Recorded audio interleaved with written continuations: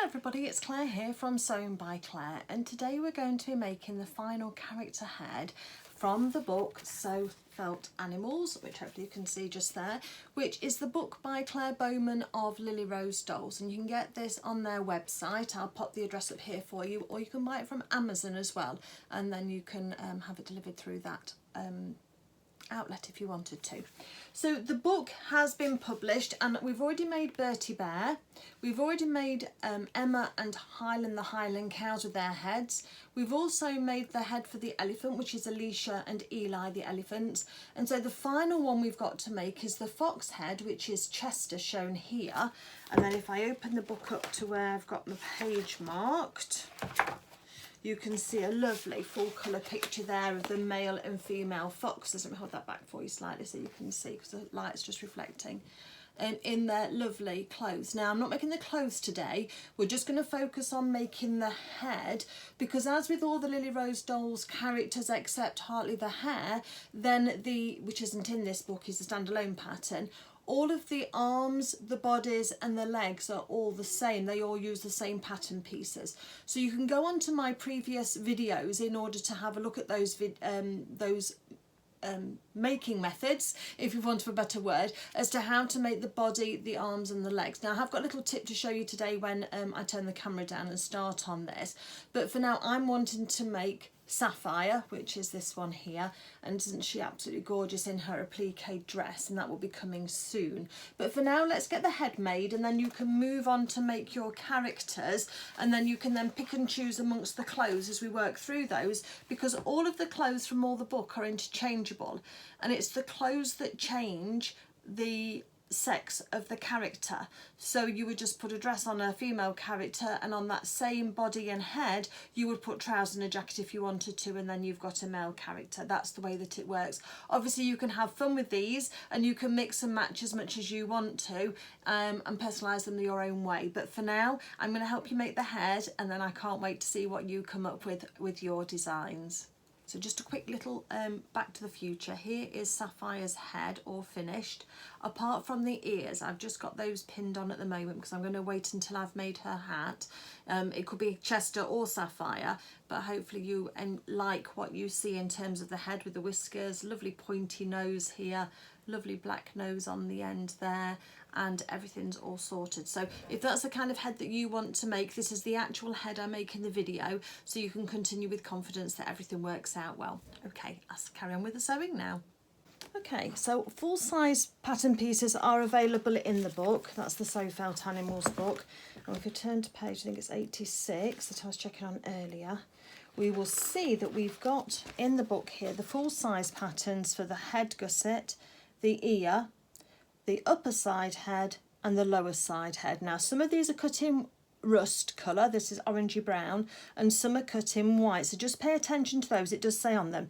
Please remember that with the Lily Rose Dolls characters you need to add your seam allowance, so you can see that I've gone ahead in my book and added my 1/4 inch seam allowance on there. So 1/4 inch or 1/2 centimetre, that will work really well for you and give you a really nice strong seam.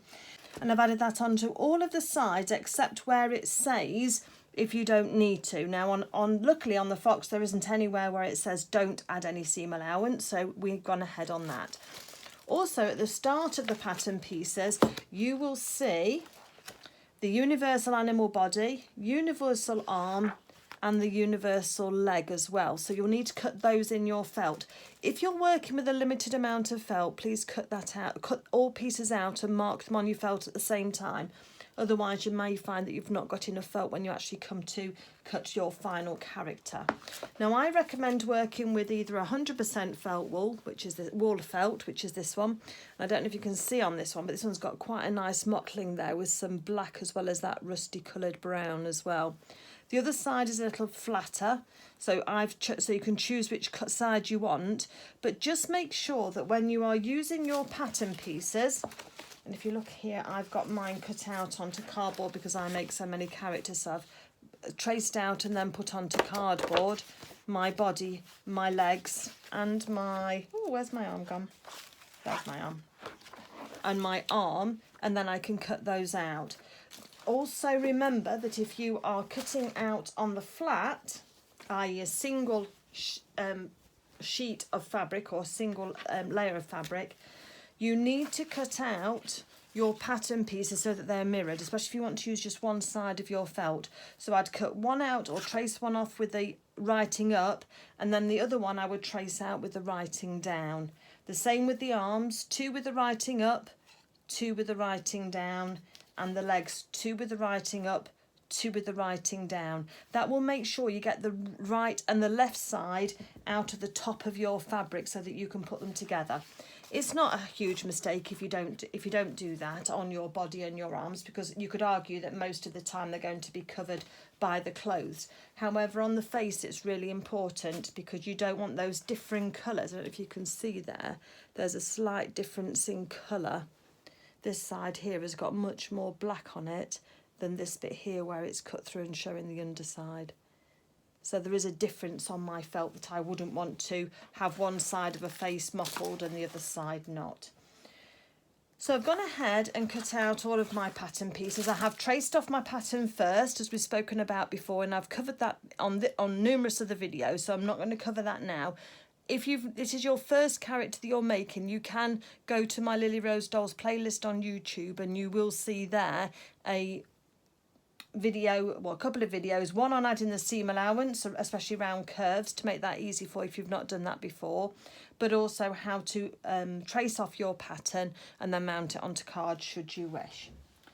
While we're just talking about the body and the limbs, because you can go ahead and just make your body and limbs straight away if you've not got a video to watch for the other heads.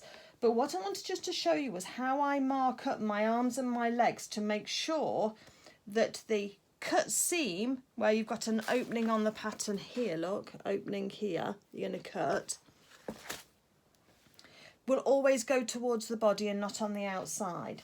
It doesn't matter about the back of the body because we're going to leave a gap here that we can then turn this round the outside. We're going to sew all the way around here, then turn it the right way round with a gap, and then we'll do a ladder stitch to close that up. And again, if you look at the generic body video, there is the instructions how to make that. But just quickly on the arms and the legs, because I've got to do that for this one, I thought I'd just show you again how I do that. So I have matched together the right sides of my character pieces. This is the legs, or one set of legs. And what I'll generally do is put the toes together so that we've got that. Then when I make this is going to give me a left and a right of the legs. So if I'd got them both that side and I were to make my incisions in here, one of the legs would have the incision mark and the sewing on the outside and the other would be on the inside. Can you see? I think you can see like that. So I've got both my toes are pointing towards the right. So if I turn my toes so that they point together like that, so I've got here's the front of the calf, shin really, and there's the thigh, and here's the back of the heel. Then I will make sure that when I make my cuts just here, that they will both be on the inside legs, and we'll show you how we do that. So all I do is take out the top, I've got them laid together right sides, I take out the pin, I fold my fabric in half, and then I'm just going to do a snip, and it feels quite brutal, but I'm going to do a snip just down the inside of that pattern piece. Not through the bottom one's intact, just through that top one. Then when I've done that, I'll just put my pin back in again to hold it together, so for when I'm sewing all the way around. And then I look at my other one. So making sure your toes are together, we can then do the same with the other one. So take the pin out, fold this in half, just fold it over, not completely in half, but just fold over the top section, probably 1.5 inches I'm just folding over, and then do another snip. You don't want to be going too far up here into the thigh or top of the hip because that's more difficult to close when you do it. But if you do that about 1 inch down from the top, and then I've got an opening of about 1.5 inches there, and then once we've got that together, let's just put that pin back in there again. And then I can just forget about that, sew all the way around, turn them round, and when I sew this up, when I put these onto my character and sew the legs onto the sides of the body, I'll have an incision there for sewing on with my toes pointing forward, and then on this side I'll have the same. So that's just the way that I find those incision marks work best for me. Same with the arms. Okay, so we want to have these again so that the arms are pointing together to make a circle almost. And then I try to choose them so that the thickest part is down. So that's probably going to be that way. I think they're quite symmetrical though in actual fact, but it's just the way that I look at them. So now I've got them making this oval shape with this circle in the middle just here, if you look. So I've not got them like that where they're nesting into each other. I've got them so that they are almost opposite each other with that circle in the middle, and we'll do the same again. So I take out the pin, fold over that top section, I leave about 1 inch from the top, and then I make an incision in the middle. That's just gone in there. Put the pin back on again, and then on the other side here, I'll take my pin out, which is on the other side now, fold it over, make my snip, and then just put the pin back in again together and just hold that together, and they're all ready. So all I will do then is when I've got a quiet moment is I'll just sew around all of those and the body, and then I'll turn them out, and while I'm watching TV I'll just do a ladder stitch for all of those, and I will stuff them and close up the holes afterwards. Okay, so that's just a quick help on there, because sometimes I think it can be easier when you see it. So let's pop those to one side. Right, so onto the head then. So on my fabric I have cut out a head gusset. I have cut out a left and a right of the upper head. So that's these two pieces here. Please note that these are not symmetrical. If you fold them over on top of each other, they aren't symmetrical. There is a shorter edge and a longer edge, but just be aware of that for the moment, and we'll cross that bridge when we come to it. But there's the two upper heads. I've got 2 ears cut in rust, and I've got 2 ears cut in white. There's those triangle pieces there, so that's fine. That makes 2 sets of ears. And then we've also got the head here as well, where if I take my pattern pieces off, we are going to have a left and a right lower edge again, and this is what's going to give the shape for the face, and then it's going to come down and match that all up together. But we're going to talk about that as we get on with it. So those are the pattern pieces you need. So if you want to get yourself to this same stage, remember to put your pattern pieces up together on your felt. And also if you've got any larger pieces, then you can save those for doing some felt or wool applique at some stage. Try not to get rid of your scraps if you're going to use them for something else. And then the very small scraps like these ones here, I will just put in with my stuffing, so you can just use that as a bit of a zero waste idea if you wish to. Okay, I'm dropping bits of felt all over the place. Let's get you back to that stage then, and then we'll talk about the actual construction. So once you've got everything cut out, just be aware that on your lower side head, you've got a part marked B and a part marked A. Part marked A, we don't need to worry too much because that's going to be on the end of the nose here. But the part marked B, we're going to need to do a little notch. So if you just put your pattern piece on top of your felt, and at that part B, just do a little snip, just a couple of millimetres into your felt, and that will give you what's called a little notch like that, and it'll just be quite obvious then where that little mark point is. Just very, very small. You don't want to make it so that it goes beyond your seam allowance because you don't want to break in your fabric, but you just need to be able to mark that place. Also, on your side gusset here, the one that we've got here that we've cut out, we've marked the pattern point B on our fabric, and then just holding that in place, just do the same, a couple of millimetres on each part. Just be really careful not to go too far, just to make a little snip in your felt, just like that, so you can just see where that part B is, because we'll need to match that up as we're sewing. Okay, the other thing that I've done, just to make it easier for myself as well, is that there is a part B marked on the pattern piece.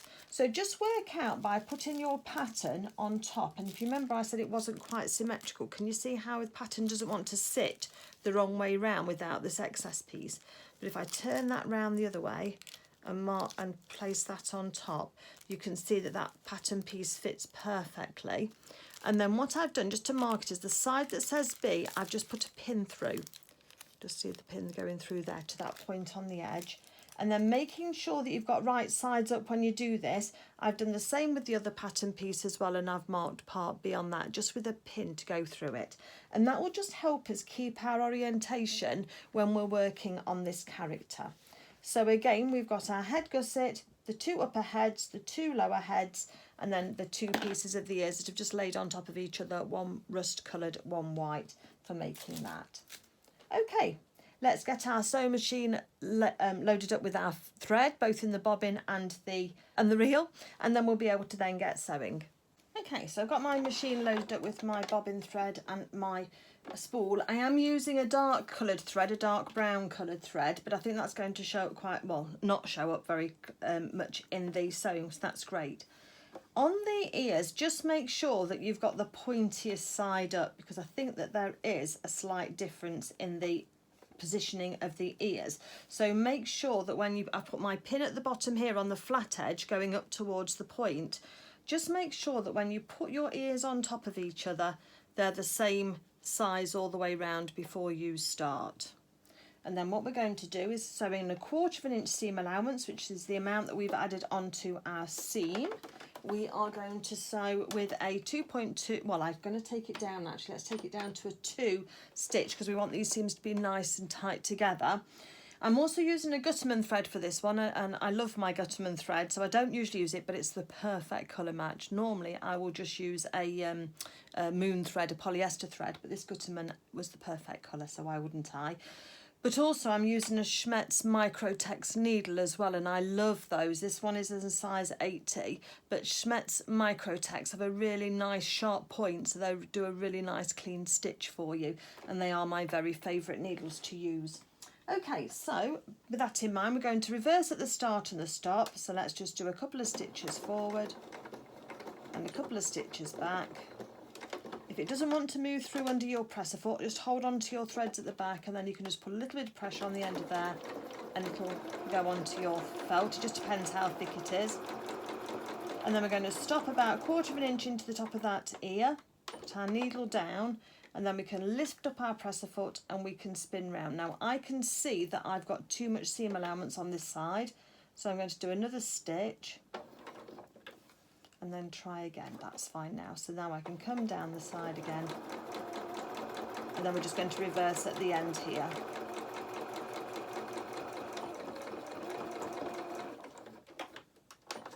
Needle out. Take off our starting and stopping threads. We're also then going to trim off the very top of the ear like that, going not through the stitches, and then I'm going to take a little bit off this side and a little bit off this side. So we're trimming down that seam allowance on those ears just to make it so that it'll turn out just really nicely. Perhaps even a little bit more, because my felt's quite thick. Once we've done that, we can then take the ears, turn them round, and then use something to poke them through. Now I have got the end of a knitting needle, but just be careful, just ease those edges out, because you don't want to poke a hole in your felt. And just trimming off those threads will help, and you can also use a needle sometimes, a pin, just to tease out the very tip of that ear. You're looking to see stitches. If you can see the mark of where your stitches are going across the top there and down the other side, then you know you've got everything lined up right. Once you've done that, you can take off these little dog ears on the edge, just there and just there. That's just where it's turned out, and there we've got an ear ready for stitching onto our character. So let's go ahead and do the same with the other one. So we've got a matching pair of ears, and then we're going to work on our actual head itself.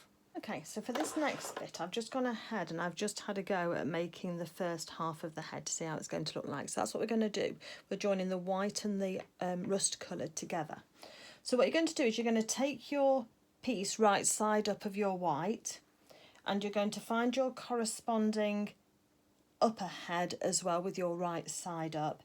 And remember, we marked the end with the part B with a pin.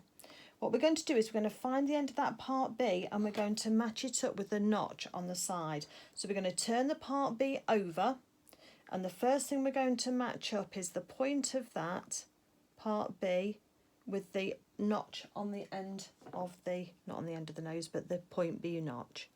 Put your raw edges together, your cut edges together, and put a pin in. Then we're going to look at, so you've got two curves going the opposite direction, and that's how it should be. So it's going to feel like it's wrong, but it's not, because you've got the curve of the head here, which is this bit here, and it's going up. And then if you fold that away, you've got the curve of the head, and that's coming down. Okay, so just mark up your point B's together, and once you've marked at the point B, you can take out the pin that you had originally marking point B. And then we're going to go to the other point here, and we're just going to pull that round until you see where they get this really sharp curve just here. We're going to turn it round, and we're going to match that up on the back of the head with the point there. So you've got a bit of a curve here, and then it goes into this point just here. And we're going to put a pin in there as well. So this is how it's looking at the moment. And you think, oh my goodness, that's never going to fit. But it will. So then what we're going to do is go roughly into the middle.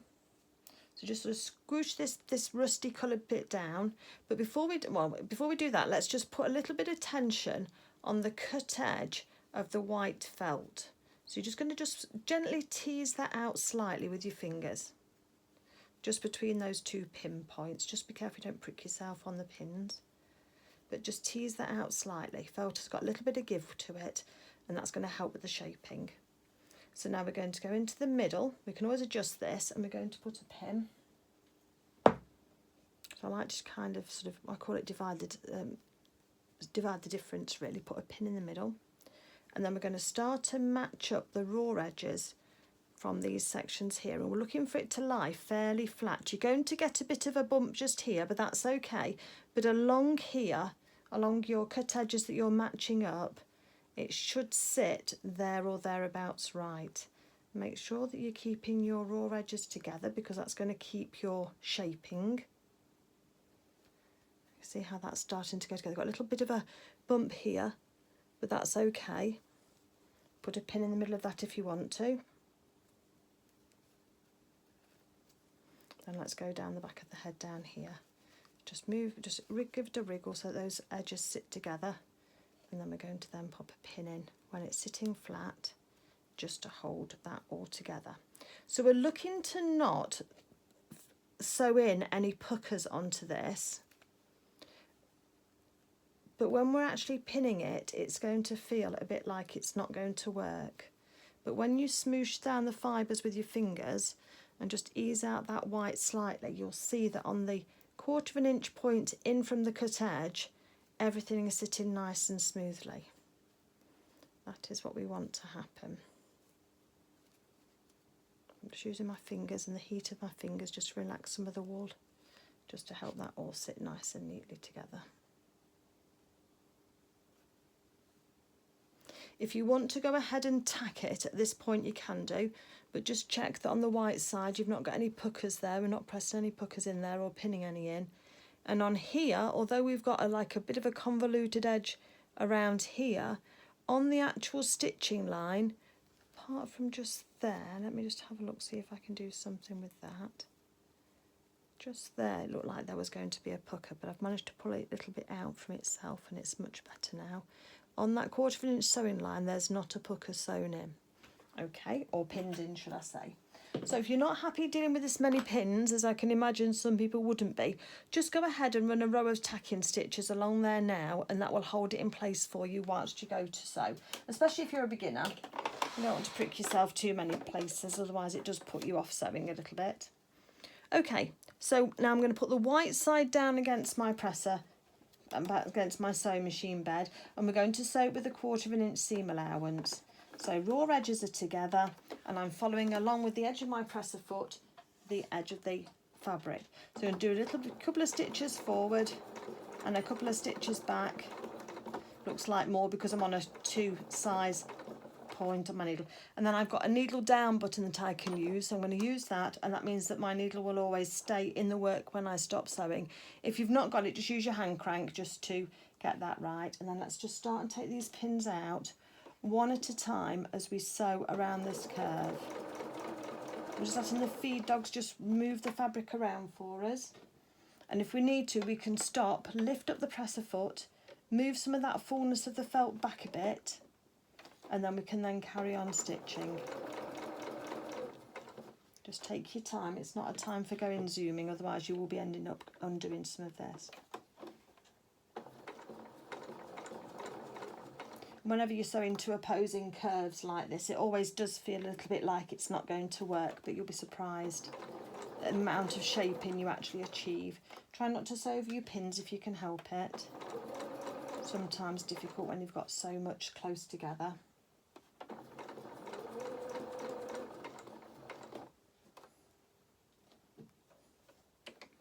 And lift that up and just move some of that fullness back a little bit just to help it all sit flat.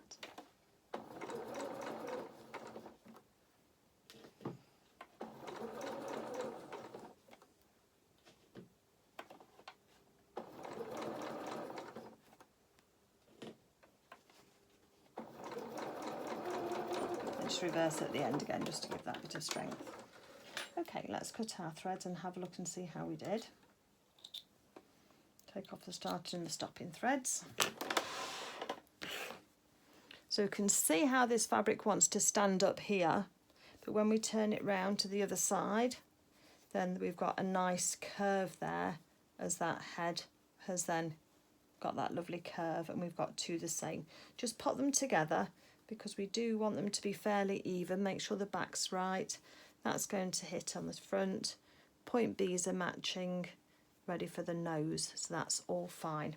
Okay, happy with those. Or just to say, if you did have a pucker, let me just get my quick unpick.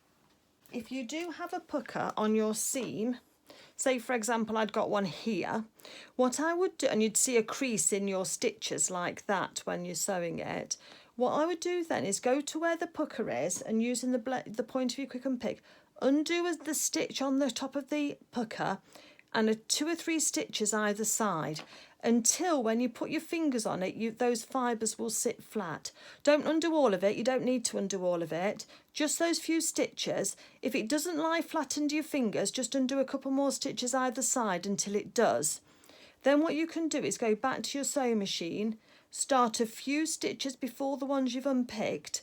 You don't have to reverse, so just start 3 or 4 stitches behind that, and then come forward and go over to 3 or 4 stitches forward after the end of the gap, and then that should then seal that open for you, so that it should ease that pucker for you without having to undo everything all together. It is something that does happen, especially when working on these small characters. It's very common. Okay, the next thing then that we need to do is we need to take our head gusset. Make sure you know which side is your right side. So no, that's my right side because it's got the darker flecking on it. And I know in the book that Claire says to match up now the head of the gusset, you point A on the end of your nose, which is right on the very halfway point. So what we can do is we can fold this in half.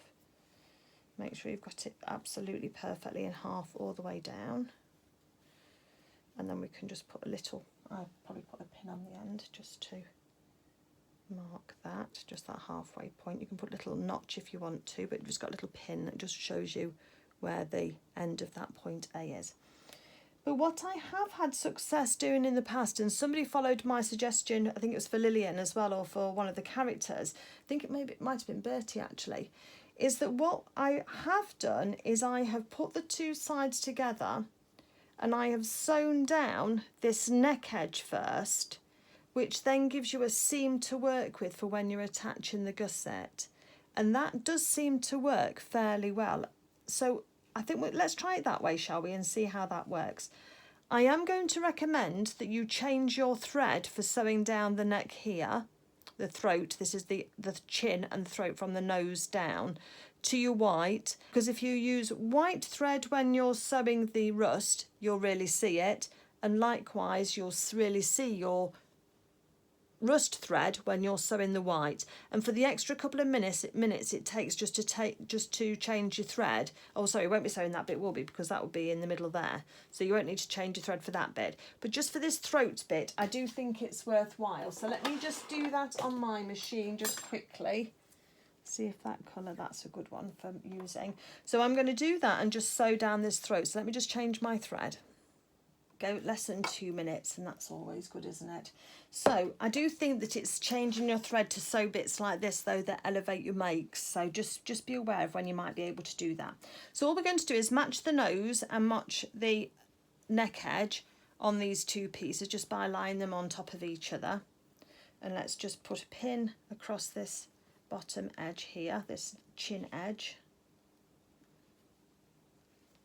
just to hold those pieces together for us whilst we stitch them.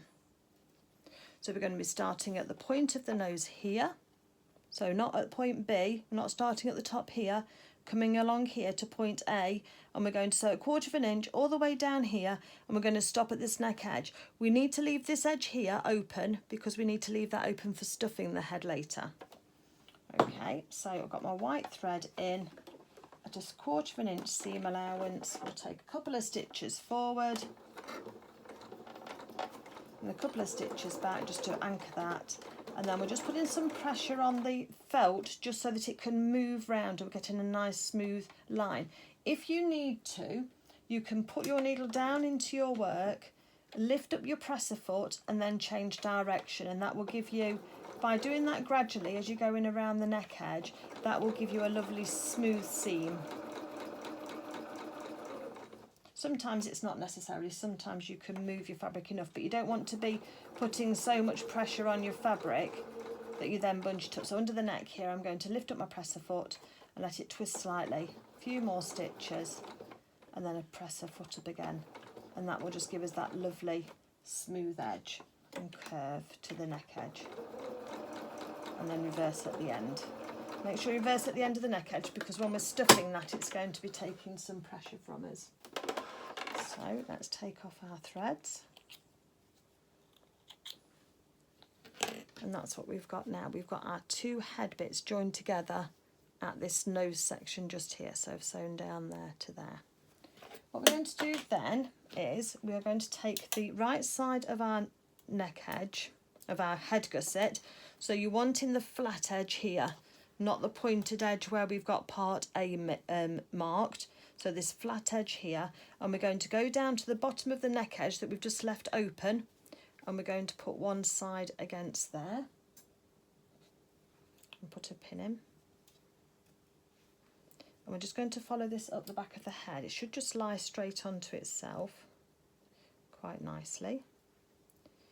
Where they've got the seam allowance, where the white and the red have joined, I'm just going to open that seam allowance up because that'll just make for a smoother seam and transition. Just put a pin there.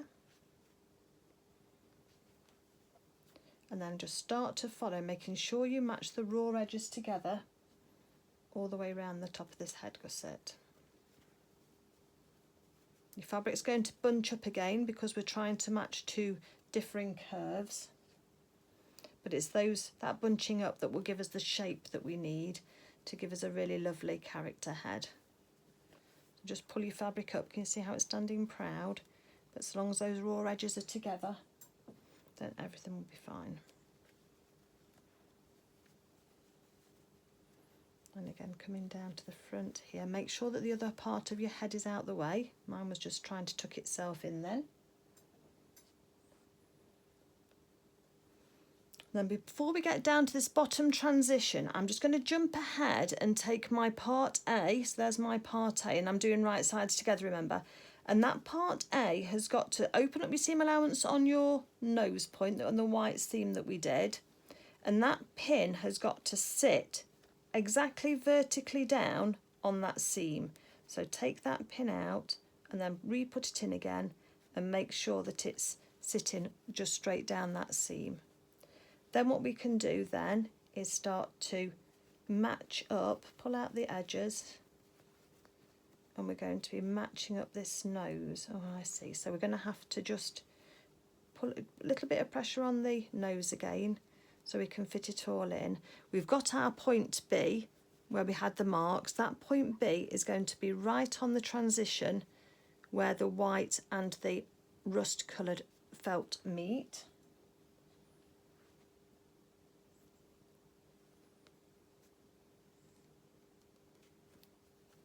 So I can see I've got a bit of a gap here, so I'm going to just have to just bunch this round a little bit more onto the top of my head. Just allocate it in, so it's just not quite sat as neatly as I wanted it to, but it's all to do with the shaping. And a fox has got quite an angular head, hasn't it? So it's not as nice and rounded as a teddy bear head. So I'm just going backwards on myself and using up some of this extra fabric as I'm going back along that back of the head, so that that all seats all nicely. So we're going to use up all of that extra fabric I've got here just into the back of the head. So I kind of put it together down, and then I sort of smooch back a little bit with my fingers just to give a little bit of extra fabric into the head, and that should start to use up some of that extra fabric.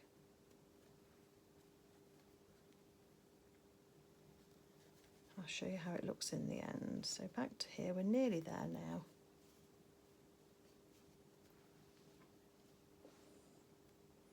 The white is pretty straight, and then just that last transition there a little bit more. So what you'll see is that the fabric on the head gusset for the main part is flat. Just do a little pin there, just those raw edges weren't quite perfectly on top of each other. And then we've got a little bit of bunching up on that head, which is going to give us that shaping. I think I'm going to tack mine as well, just to hold it in place properly, and that will help me. Let's come back to the edge of the nose again then. So we've got the part B notch marked up with the part B notch on the white, and then I'm just putting a little bit of sort of pressure on the white felt just to stretch it slightly until I can see that it's going to sit nicely with my rust felt to create that lovely nose shape that we need. I'm only going to be doing one half of the nose. Don't try and sew both sides of the nose in one pass, because it won't work for you. It'll make a mess. So this is what it's looking like. Let me just pull that bit out there.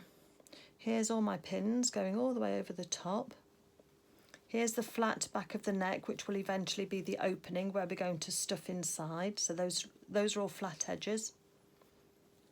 And then I've then matched up the raw edges, but look how much shaping there is inside there. Can you see all those little ruckles in there?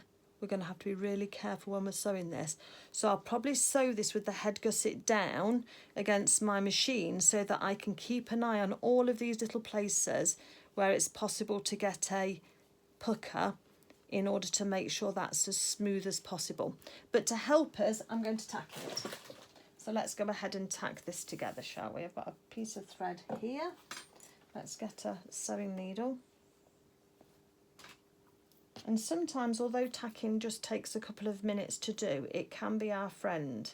It can just mean that it's just we're a bit more comfortable manipulating all those fabrics together.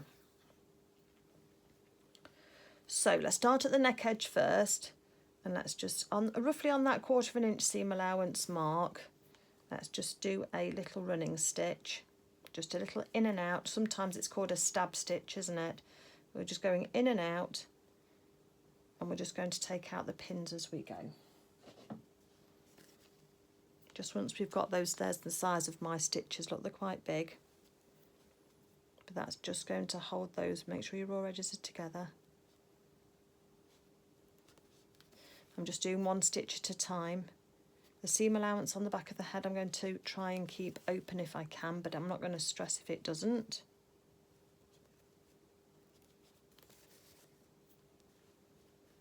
Take another pin out now. Put my pin cushion over, and then that will help.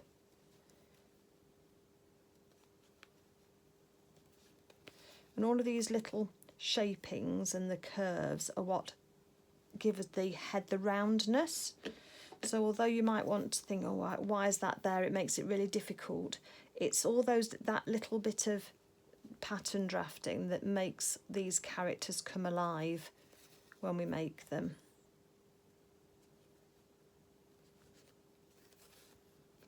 So I'm just taking out the pins as I go. And then I won't let you watch all of this because you've seen me tacking before, but I'm just going to carry on all the way around, and you can see how then I'll be able to manipulate this fabric as I'm sewing it to make sure that it's flat. And I'll come back to this, but if you can look along there, look, can you see? I don't know if you can see there, look. See, I've got some little bumps.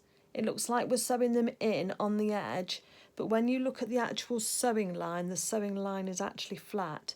So that line along there can be made flat and flat on the back. It's just on the seam edge here that it looks like it's ruckled. So don't worry if yours looks like that. When you've actually got it under the machine and we're sewing this around, we can pull it out so that it's almost flat. Okay, I'll carry on tacking this and then I'll come back to you when I'm ready to start stitching. And remember, we're only doing half. Don't go all the way round, just to the tip of the nose. Okay, so here's what it's looking like now that it's all tacked. You can see how smooth this line is, but how puckered up this line looks. We'll have a go and see how it looks when we take it out. You can't see my stitches along here, but I've sewn along to the end of the nose. You can see here, look, and I'm finishing just with that end of that nose right on the seam allowance, and that's where I'm going to start. So to start off with, I'm going to sort of pull out the two sides of the head. So here's the side of the head that's not connected to anything, and there's our throat seam just under there. And that's where I'm going to start, right on the centre of that seam allowance just there. So I'm just sort of pulling it apart, not pulling it undone apart, but pulling the two sides apart so that I can get right in to start on that point just there. Change my thread colour back to the dark colour, and we're going to stitch with a 1/4 inch seam allowance.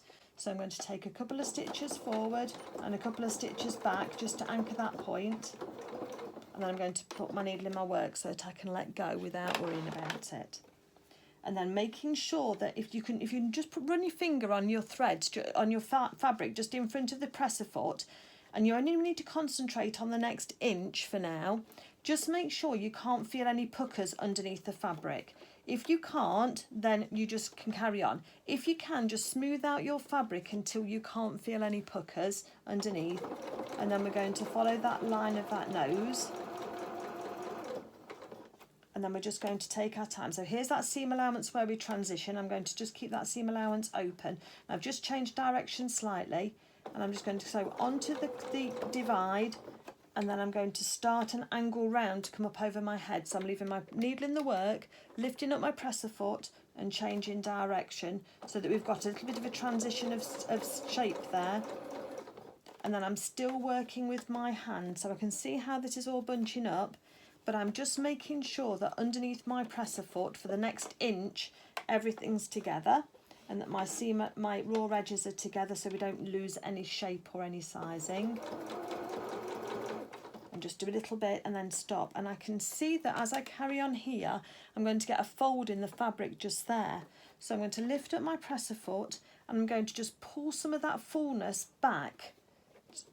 So it's just the underneath section, just on the other side, on the head gusset. The rest is all flat, and that will help it just then move round through your sewing machine. A few more stitches round, and stop, and then press the foot up again, and then just move some of that gusset back. Make sure it's nice and flat. A few more stitches.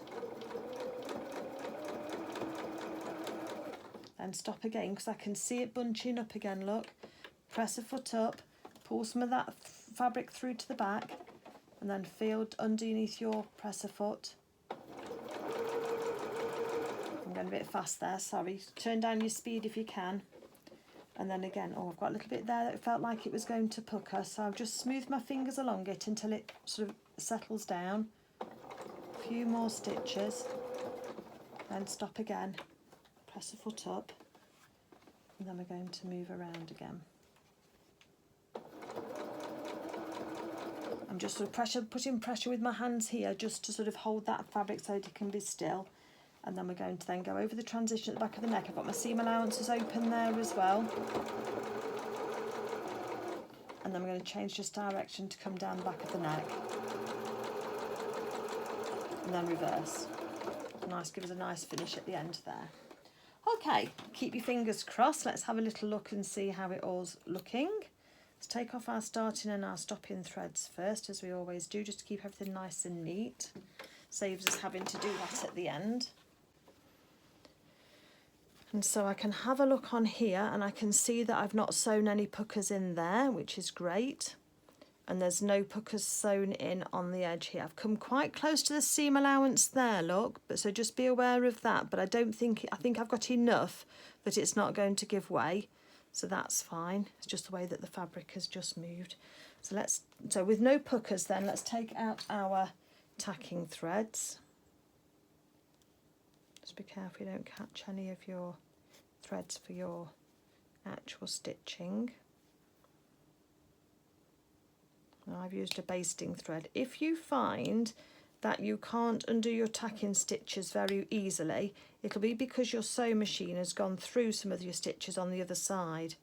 If that's the case, so I've crossed over, oh no, it's come undone, that's fine. I'm going to say cut it quite close to your thread on one side, and then the other side should pull out quite nice and neatly. I do think it was worth tacking this section. I do think it's made it easier, even though it just took a couple of minutes to pop it in, and it'll just take us a minute just to get it out. Let's go onto the back there and just take that bit out. And basting thread just snaps a little bit easier than ordinary thread.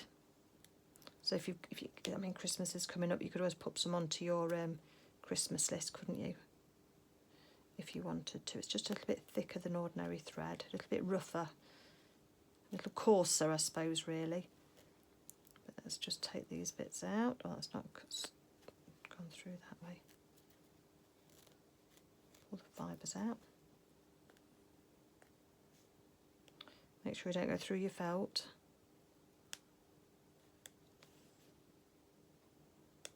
On the dark bit here, we can just go onto the other side just to get through that.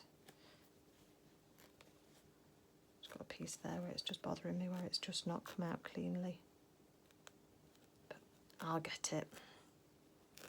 No thread will be left behind. Okay, and then we're just going to just carry on taking out those stitches until we get to the end.